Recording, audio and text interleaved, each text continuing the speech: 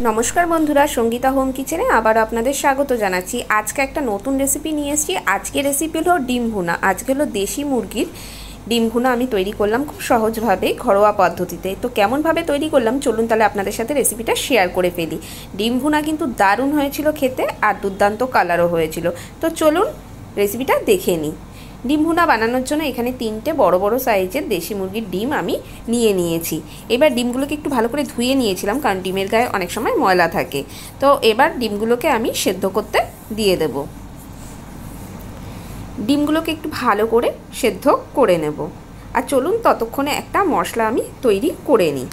এখানে একটা ঝালের জন্য তিনটে কাঁচা লঙ্কা দিয়ে দিলাম, দু টুকরো আদা দিয়ে দিলাম, আর 4 কোয়া রসুন দিয়ে দিলাম, আর একটা বড় সাইজের পেঁয়াজ আমি টুকরো টুকরো করে কেটে নিয়েছি। আর গুঁড়ো মশলার মধ্যে ধনে গুঁড়ো, জিরে গুঁড়ো, হলুদ, কাশ্মীরি রেড চিলি পাউডার আর লবণ ব্যবহার করব। কড়াইতে সরষের তেল দিয়ে দিয়েছি। এবার ডিমগুলো ভালো করে সেদ্ধ করে আমি খোসা ছাড়িয়ে নুন, হলুদ আর একটু সামান্য লঙ্কার গুঁড়ো দিয়ে মেখে রেখে দিয়েছিলাম।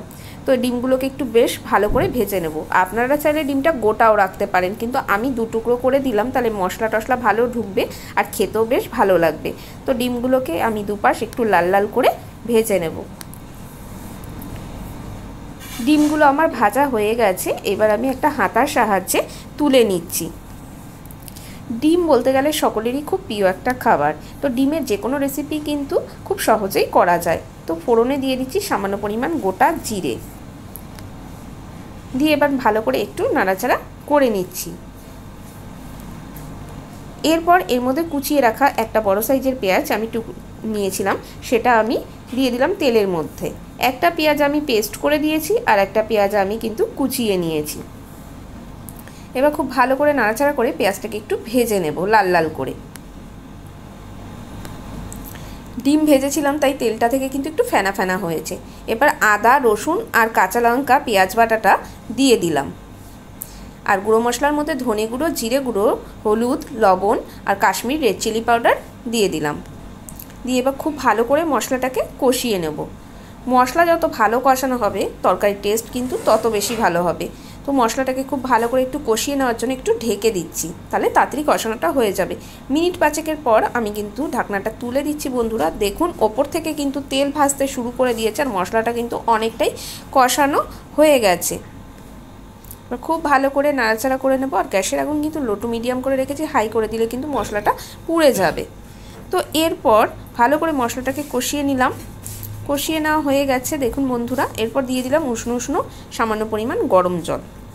ঝোলের পরিমাণটা আপনারা আপনাদের পছন্দ অনুযায়ী দেবেন। যদি গা মাখা রাখেন তাহলে কম ঝোল দেবেন, আর যদি মনে করেন যে একটু বেশি ঝোল ঝোল খাবেন তাহলে একটু জলের পরিমাণটা বাড়িয়ে দেবেন। তো এবার খুব ভালো করে নাড়াচাড়া করে আমি এটা ফুটতে দেবো মিনিট 5 মতো। এখন ডিম দেবো না, কারণ তাহলে ডিমের কুসুম শুদ্ধ দিলে গলে যাবে। নামানোর আগে আমি দিয়ে দেবো। তো 5 মিনিটের মতো একটু ঝোলটাকে ফুটিয়ে নিচ্ছি। 5 মিনিট পর ফিরে এলাম। ঝোলটা কিন্তু অনেকটাই কমে গেছে আর ভালো মতো ফুটেও গেছে। এরপর ভেজে রাখা ডিমগুলো আমি এর মধ্যে দিয়ে দেব। এর মধ্যে দিয়ে দিচ্ছি 1 চা চামচের মতো গুঁড়ো গরম মশলা, তাতে কিন্তু খুব সুন্দর একটা ফ্লেভার আসে। আর আগের থেকে ভেজে রাখা ডিমগুলো এরপর আমি এর মধ্যে দিয়ে দেব।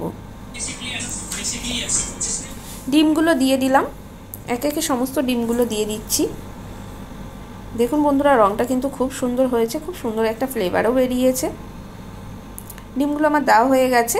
এবার হালকা করে খুন্তির সাহায্যে একটু নেড়ে দিলাম। ব্যাস, আমার ডিম ভুনা কিন্তু একদম রেডি হয়ে গেছে। এবার গরম গরম ভাতের সাথে খাওয়ার পালা। কেমন লাগলো রেসিপিটা অবশ্যই কমেন্ট করে জানাবেন। যদি ভালো লাগে তাহলে বরাবরের মতো একটা লাইক দিয়ে দেবেন, কমেন্ট করবেন, প্রচুর প্রচুর শেয়ার করবেন। আর আমার চ্যানেলে নতুন বন্ধু হলে চ্যানেলটা সাবস্ক্রাইব করে নেওয়ার অনুরোধ রইল। ভালো থাকবেন, সুস্থ থাকবেন। দেখা হবে নতুন কোনো একটা রেসিপি নিয়ে। টাটা।